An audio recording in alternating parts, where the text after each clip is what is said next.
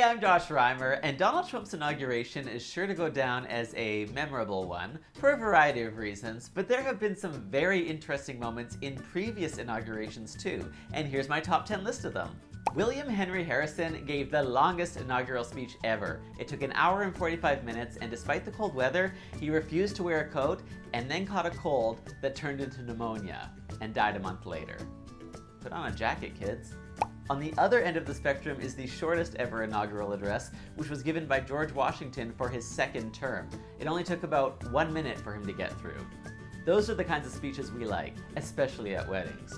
Speaking of Washington, he actually ad-libbed the part about "So help me God" in his first inaugural address, and then every president after him just followed suit, but it doesn't in fact appear anywhere in the actual oath. He just threw it in, and everyone liked it. True story. So help me Justin Trudeau. Abraham Lincoln's assassin was actually at his inauguration. It was Lincoln's second time becoming president, and John Wilkes Booth, who would later assassinate him, can be seen in photos in the crowd. Rude. Speaking of Lincoln, Theodore Roosevelt wore a ring to his own inauguration that had a locket of Abraham Lincoln's hair in it.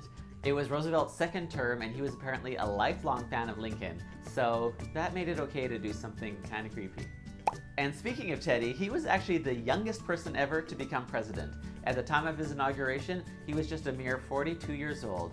Our youngest ever prime minister in Canada was Joe Clark at 39. So we win. In 1829, Andrew Jackson supposedly jumped out of a window when they opened up the White House to the public after his inauguration. Apparently the celebrations got a bit too wild and he had to get out. Now that sounds like a party. Gerald Ford's inauguration was quite noteworthy since he wasn't actually elected. He was appointed as VP after the elected VP resigned, and then became president after the elected president resigned. Democracy in action. John F. Kennedy had a lot of noteworthy things at his inauguration.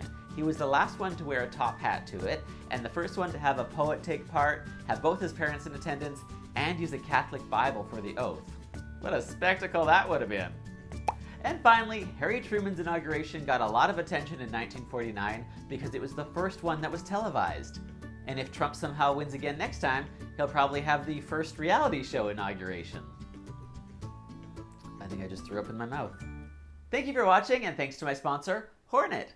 Hornet is a different kind of gay app for dating, hooking up, and making new friends. They give you filters to zoom in on your perfect match and buzz features to help you welcome new members to the community. So check it out at joshreimer.com/hornet, and I'll be back soon again with another sassy scoop. Bye!